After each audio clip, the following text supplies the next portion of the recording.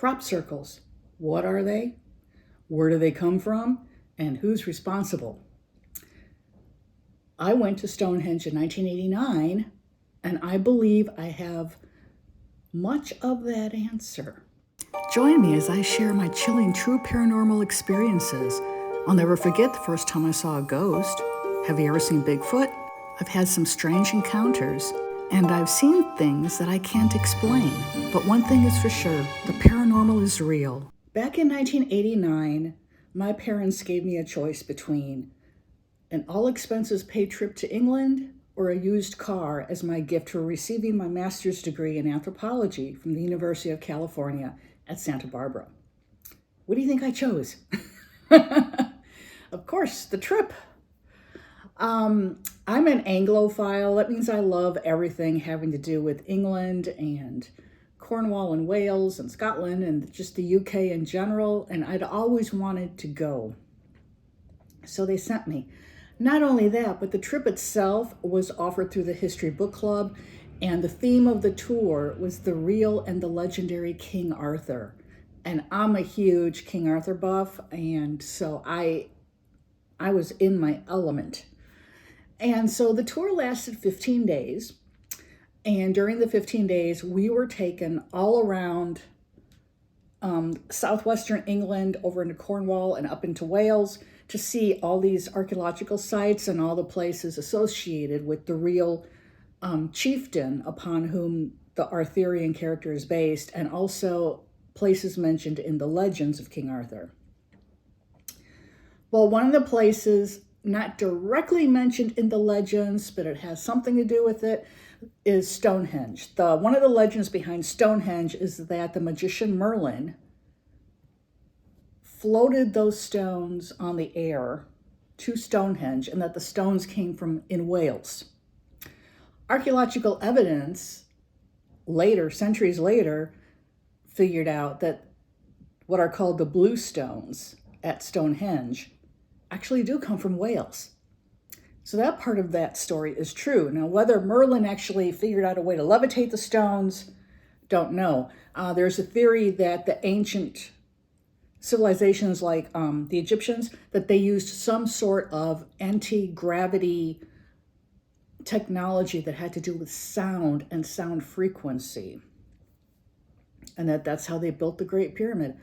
I don't know. But I can tell you what I do know about crop circles. First of all, this is 1989, and I was not very familiar with the phenomena known as crop circles. You know, coming over from America, we were not getting them over here at all. It was, at that time, it was basically, to my understanding, strictly a United Kingdom phenomena.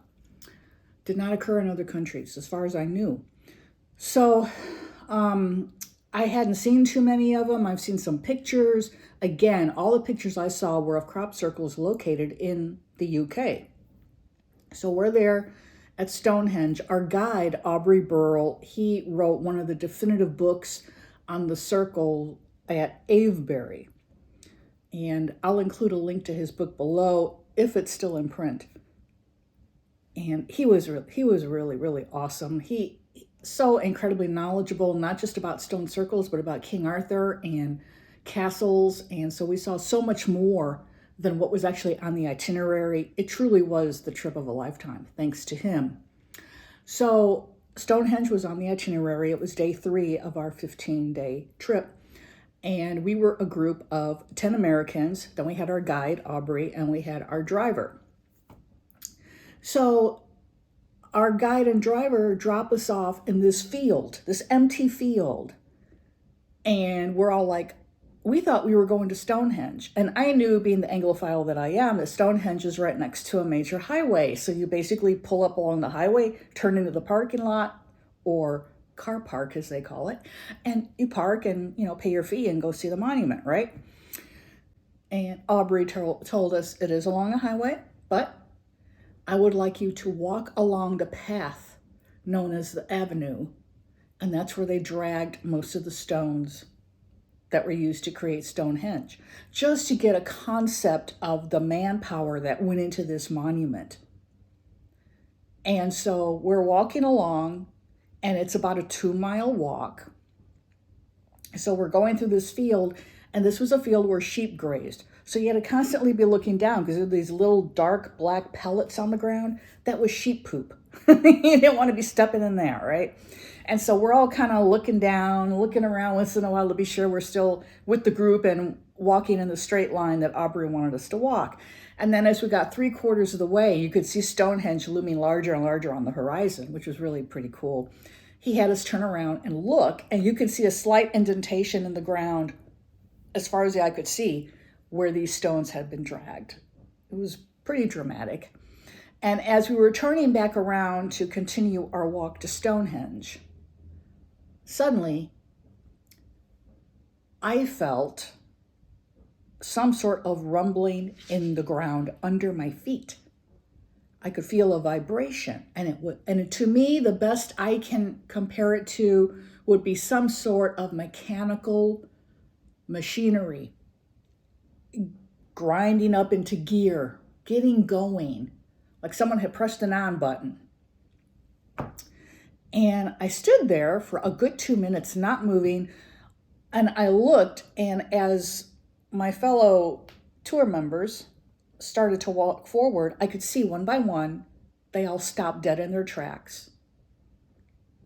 And within about 3 minutes, the entire group was looking down at the ground like this and not moving. And Aubrey, that guy was in good shape for a little old man. He was always way ahead of us. He was further ahead. I don't know if he could feel it or not where he was standing, but he had to turn around and come back and say, what, is there a problem? Why isn't anyone moving? And we're all like, shh. Do you hear anything? And we're listening really hard and no one could hear anything. And one of the tour group members, his name was Justin. He had come with his mother. Justin was the youngest person in the group. I think he was like 17 or 18. I was 22, so I was the second youngest. And Justin got down on the ground and listened. He said he couldn't hear anything, but he could sure feel it. And so we're all standing there going, what is this? And one of the people are like, is it an earthquake? And Aubrey's like, no, don't be silly. And he just laughed. But the closer he got to where we could feel the vibration, he felt it too. And I was the last one in the group. I hadn't moved forward from the minute I felt it in the ground. And the area around me was the strongest sensation. So everybody walked back to where I was. And they were all standing around me kind of in a haphazard circle. And we're all like going, what is it? What's making that sound? What could possibly be making that sound? And someone says, tectonic plates. And Aubrey's like, no, that wouldn't be it. And we were completely 100% perplexed. And the rumbling continued, but we had an itinerary to follow. We couldn't just stay in this field this whole time. And as we started to walk forward, one of the ladies in the group came up alongside me and she said, do you feel something weird? And I said, you mean other than that vibration under the ground? And she's like, yeah. She goes, I just feel kind of really weirded out. And she started to looking around at the distant trees. We didn't have any trees near us because, again, this was a field in which sheep would graze. So it was basically flat without any botanical features other than grass. But in the distance, there were trees. And I kind of looked toward the trees on either side of us, and I was just like, now that you mention it, those trees look creepy. And she's like, yes, I feel like we're being watched. I said, well, maybe the guy who owns the sheep is watching us and he's pissed off that we're all traipsing through his field. I don't know. Do we have permission to even be here? And Aubrey's, he could hear me and he kind of went, he had his back to me and he went, like, whatever. He was so cool. And so we continue walking, and then another person is like, I feel like we're being watched. And they have this tunnel there. You can go under the highway and walk in, pay your fee, and get in to see Stonehenge. And that's what we did. Once we made it to just before we were going to go into that tunnel, the vibration stopped. So the vibration did not extend to within about 50 to 75 feet of the highway. Okay? So the vibration was clearly in that field behind us that we had just walked through. we didn't think anything further of it. By the time we were done at the monument and received our lecture from Aubrey about the history and everything and how it pertains to King Arthur and how it doesn't pertain to King Arthur, our driver had pulled up and we got into our little, what they call a coach, was a minibus, and we drove on to our next destination before dinner. The rest of the day was 100% uneventful. Fast forward to the next morning. I'm in my hotel room. I'm getting up, I'm getting ready for the day. I switch on the TV, and they had, at the time, I don't know if it's still on the air, it may be, I don't know, this show called AM Britain, and it was just like Good Morning America. It was the same setup and everything. And I flip it on there and I'm watching it. And then all of a sudden they say, in breaking news out of Wiltshire, which is the county in England where Stonehenge is located, we have information of a new crop circle. And I had my back to the TV and I swiveled around so fast, I about twisted my back. I was just like, whoa, what? And they started talking about it, and then they showed it, and they showed an aerial view of this crop circle. It was in the same field we had walked through the day before. The exact same field, the exact same area of the field in relation to Stonehenge. And I'm sitting there seeing this on TV, and my mind is just, I'm like, wow, that's what the vibration was. It was that crop circle getting ready to form up on the surface of the earth. So based upon my own personal experience with crop circles, which is limited to just this event, I am 100% convinced crop circles don't come from UFOs above carving into the earth. Genuine, because a lot of them are fakes. Genuine crop circles are coming from below the surface of the earth. That is absolutely obvious to me. I am adding in this little bit of video from the photos I actually took on this trip I'm talking about. These come from 1989.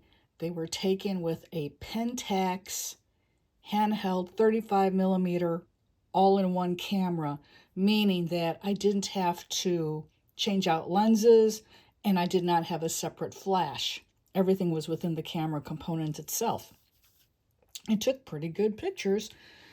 Anyway, I'm going to go over these, and then I'm going to include some additional photographs taken by my friends on that same trip. So they used different cameras. And one of these, when I go into those, one of them used a pretty inexpensive camera, and the other one had a 35 millimeter camera with exchangeable lenses and a flash attachment and all that. This is where it's going to get really interesting. Now, here's the walk I talk about. There was a little clearing on the side of a road right here where our driver, Birdie, parked our coach, our little mini bus. We got out here and we walked all the way to Stonehenge. And if you see this little gray dot on the horizon, that is our first view of Stonehenge. Not very impressive. Okay, so now I'm zooming back out a little bit so you can see the whole image. Okay, now I'm going to flip. I'm going to keep remembering to turn my pictures at an angle so you're not looking at the glare. Now this is where we're about a third of the way to the monument. It was fairly overcast that day. I do remember cloud coverage was pretty even. Here we have some sheep. And as we were walking through this, we had to be careful for cow patties and little tiny sheep poopies. So it was a whole lot of looking down at the ground. And plus there wasn't a lot to look at anyway. Now, in this photo, when I was going through them the other day, because I was going to use them as picture-in-picture in this video, I started seeing stuff in the sky, and I was just like, I am not seeing what I'm seeing right now. I cannot be seeing this. No. I had my husband look, and my husband's like, what is that? And I'm like, okay, there's something there. Now, when I zoom in, upper left corner, When I first saw this picture, I thought it was the sun. But as you zoom in, there is more than what meets the eye. Look at that. You've got a center lit up, whatever it is, for lack of a better term, UFO. You've got a smaller one to the left. There's the large one. Smaller, smaller yet, tiny. And I think there's another one right here. I can't be sure. But there you go. And it's really funny because you see this tree here, right? As I say in my videos, we were walking across the field, we began to feel like we were being watched. And it was just a very creepy feeling. You know, that feeling of being watched. It's a very uncomfortable feeling. And I don't think any of us felt exactly threatened. I think one woman did, but this one woman was really kind of weird, and she was like the pain in the butt the whole time. But everyone else, you know, I don't think anyone was particularly weirded out. Just, you know, what could be going on here? Very strange feeling. Now we get to where you can actually make out the monument on the horizon. Again, there's a bunch of sheep. We had to kind of walk around. These little dark bits, you got to remember, these pictures are 30 years old. No, they're not 30 years old. How old are they? How long ago was 1989? Someone do the math. Put it in the comments. I don't know. I can't do math. But they were taken in 1989. And here we are getting even closer, and you can start to see the fence posts along the road that stood between us and Stonehenge. Now, in this photo, nothing shows up in the sky either. And if you see anything up there, it's just little black specks. They were used because I wrote on the back of the pictures. Then I stacked them together, and the ballpoint wasn't completely dry yet. So, yeah, that's what comes of that. Here we are right across the road from Stonehenge. Getting all totally excited now. And again, in this photo, you can see how overcast it was. And again, there aren't any anomalies in this photo either, okay? Now, turning to look at the way we came. We came from just in front of these trees over here. And if you look along this picture, you can kind of see a very slight indentation in the ground here. And then there's this line that goes all the way back and a real faint line here. This is the way they dragged much of the stones to Stonehenge. And it created that path. And that's what our guide wanted us to see. So that's why he made us walk a little over 2 miles to the actual monument instead of being like normal people driving up, getting out of your car and walking straight in. So yeah, it was a nice walk though. And plus, we felt the vibration in the ground, you know, and, you know, you can't fake that. You can't pay for an experience like that. They just happen or they don't. Now, this is still my photos, and this is where we're actually up to the monument. Now, the monument, the day we saw it, it was roped off. And if you see in this next picture, here's part of the rope. And so what I was doing, I was leaning in as far as I could over the rope, so I wouldn't get any of the rope in my photos, but there's part of one there. So in looking at these,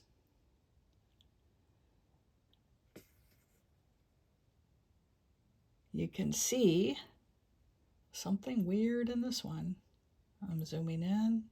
See it yet? Upper right-hand corner. Look at that. Yeah, there's a whole lot going on over here.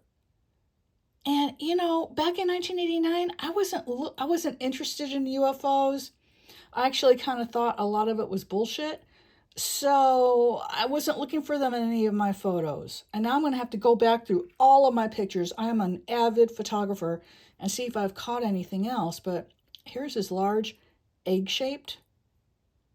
And then you've got all these little ones around it. So there was one down. Yeah, there's one right there too. There's one right there. This might be something going on here, or it could have been a scratch on the negative. I don't know. I don't think it would have been a scratch because this is an original print. And there's the rest of the sky. That might be one. Oh, look. There. I mean, they were all over the place. We couldn't see them. You couldn't see any of this with the naked eye. I know for a fact we didn't see them because we were all still feeling a bit creeped out from our experience of walking across that field and having the distinct feeling of being watched. And I think that's what we were feeling. We were feeling whatever these things are. And they were indeed watching us. That must have been what was going on. And then that night they came back and made their crop circle. I mean, this is nuts. Now in this one, you can see some stuff too. Look at that. You've got far upper right corner. And these look like they're in a triangular formation. They could have been flying in formation, or that could be a larger craft. And we're seeing the three corners. But then you've got this right here. Now, is that a group flying together? Or is it a very large craft? Again, I don't know. And then there's one down here. And there's one back here. Is that not the craziest thing? And there might be one up there, maybe. Oh my God, I didn't see these earlier. Oh my God. 1, 2, 3, 4. Holy shit. Maybe 5. There might be something back in here. I don't count them all as UFOs just because it could be an artifact of the camera trying to make sense of the sky and fill it in color. I don't know. I don't know if cameras back then did that or not. I don't think they did. But just what the heck is that? And that. And this up here. And these are taken out of protective sleeves in an album I have made by the scrapbooking company Creative Memories. And they were all about permanently keeping your photos safe. So these have not been exposed to direct light until I made this video. Not since 1989, since about 1990, what was it? No, about 2002, I think, is when I was a Creative Memories representative. But not since then have they been exposed to any light. And prior to that, they were kept in photo boxes. So very well protected. So this is not anything to do with issues with storage or anything like that.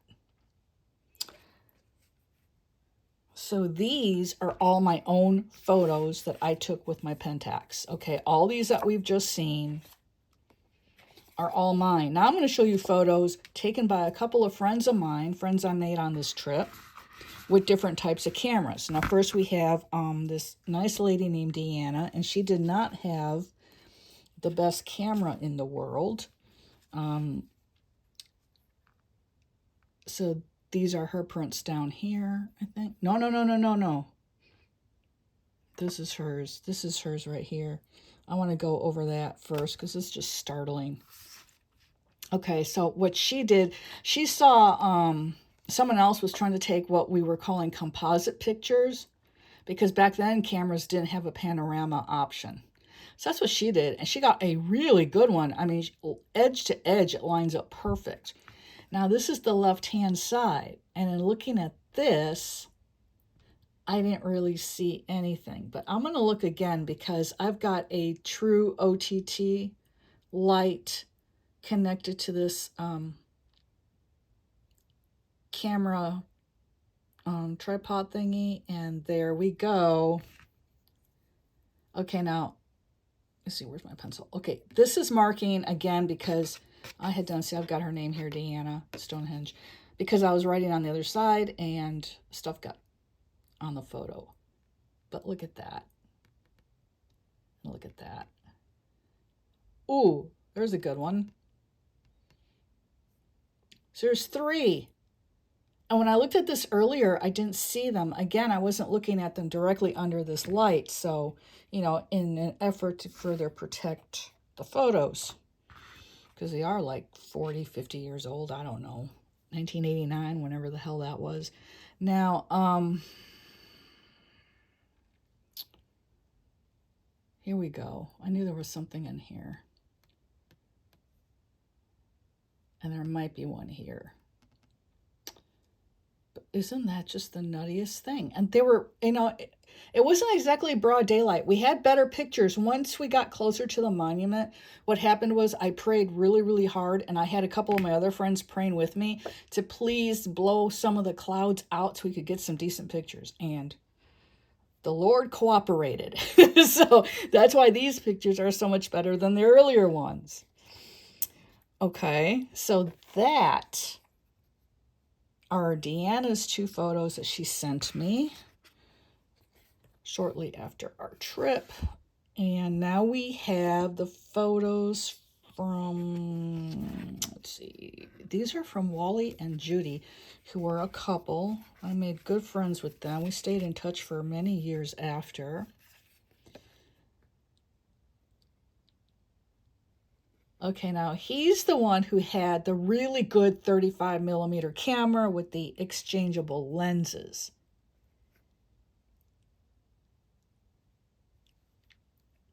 So,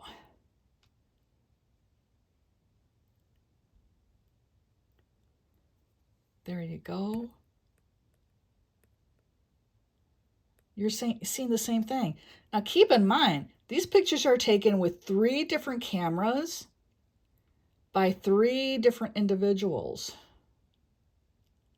Oh, I didn't see those earlier either. Look, is that 3 of them? That's 3 of them. Holy shit. Oh my God. No wonder we felt we were being watched. Oh my God, that's just, that's just scary. Oh my God. But there we go. There's the first one. I don't know exactly in what order Wally took these because we were already up right in front of the monument when he was photographing it. I don't think he took any pictures till we got right up to it. Here's a really nice one he took. I love this one. And I don't think I saw anything in this one. Let me zoom in because, again, I have my good lamp. Oh! What? What? Okay. Okay, some of this has got to be dust, right? Hang on. I am cleaning it. I've got a nice, what do you call that material? It's like cheesecloth, but it's for photos to clean them. I just now cleaned it. Oh my God, they're still there. I thought that was dust. Holy shit. Okay, look. Let's count the UFOs, shall we? Let me zoom in first of all. Can I get, yeah, here we go.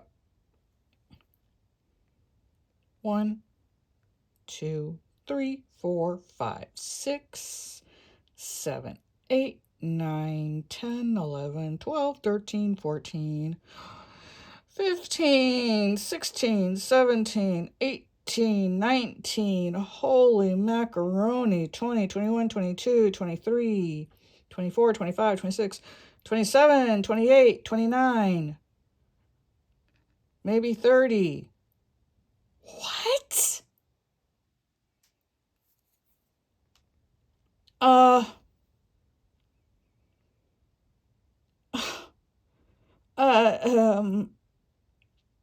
What you're now hearing is Nefer's mind blowing. Just totally, absolutely freaking blown the hell out.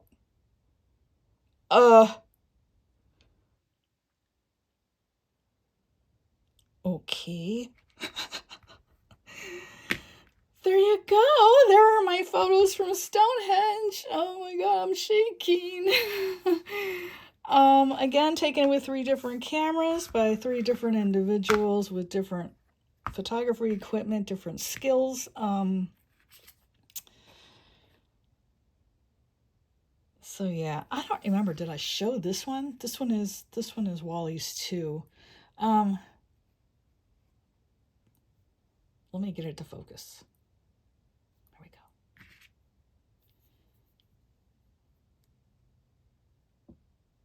1, 2, 3, 4, 5. Let me zoom in. Oh, there could be more. Got 6, 7, 8, 9, maybe 10, 11, 12, 13, 14.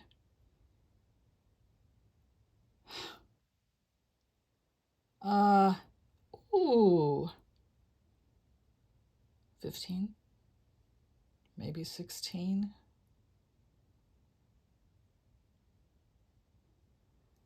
Oh my God, it's a freaking swarm. And that other photo where there's 30 of them, I mean, I just can't. I just can't right now. What do you all think about this? Let me know in the comments below. I mean, my mind is just so blown right now. And these have been sitting in a box for, since I finished working on them and to store them properly in 2002 or something like that, or 2000 and I think it was 04. I'm trying to remember how old my daughter was. I do all of my time periods by her age. And I want to say she was like 6, so that would have been 2004. She was 6 in 2004. That's the last time I messed with these photos. They have not been taken out of their plastic protective sleeves since then. Okay, back to the rest of the video. And I am sure if I were still in touch with anyone in my tour group today, they would agree with me. It had to be coming from below the surface of the earth. And now, with all the UAP stuff, UFO stuff, I don't call them UAPs. UAP is just a weak label they've come up with to kind of legitimize the whole UFO phenomena. They're UFOs. I'm going to call them UFOs. Unidentified flying objects, because that's what they are. Well, I know that crop circles are not being formed from the sky. It's from the earth. Now, maybe, because there is some video of crop circles right before they're formed. You can see like white orbs flying around. So maybe they come up from the earth, or maybe they're harnessing the energy of the earth. It's not anything coming from their craft, but maybe they have figured out a way to harness the energy of the earth up from the center, from wherever, and they bring it up to the surface to create those crop circles. I don't know. All I know for sure is crop circles are coming from below the surface of the earth. And if you're watching the UFO, UAP videos that are coming out, all over YouTube now, a lot of people are seeing these things coming up from the ocean. So they're below the water. So who's to say they're not also below the ground?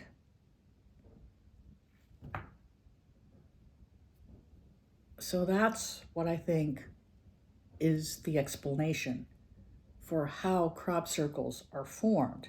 Now, as to who or what, and for what purpose, I also believe they're a form of communication. And the reason I believe this is because my academic background is in anthropology and archaeology, and my specialty at the doctorate level is the iconography and the epigraphy of the classic Maya civilization. Iconography is the symbolism in classic Mayan art, and the epigraphy, that's the decipherment of their hieroglyphics. And a lot of these crop circles, I'm looking at them and I'm like, that's a message. That is clearly some sort of iconographic message that is being formed on the surface of the earth. Now, whether the energy forming them remains underneath the earth as it's forming, or somehow comes out as these little white balls of light you can see in some videos, some old videos. I don't know. But I just know it has to do with underground. So that's my take on crop circles. And that is the personal experience I had with a crop circle. So let me know what you think. For my friends who are in the UK, have you ever visited a crop circle, ever seen one in person? Did it feel strange to you? Did you feel any weird energies there, sense anything? Let me know in the comments below. And I thank you all for subscribing, for liking my videos, for leaving the comments. I am really enjoying sharing my experiences with you. You know, originally I started this channel basically for my daughter, to preserve my experiences, the experiences of my parents and my friends. So, you know, she'd have something to look back on. And to know how many are enjoying it, it just does my heart so much good. Thank you so very, very much. And a special welcome to all the new subscribers. I appreciate y'all so much. And this is Niffer Kefri, your hostess with the ghostess. And you've been watching True Tales of the Paranormal. Thank you for visiting. Please follow me across my other social media and channels.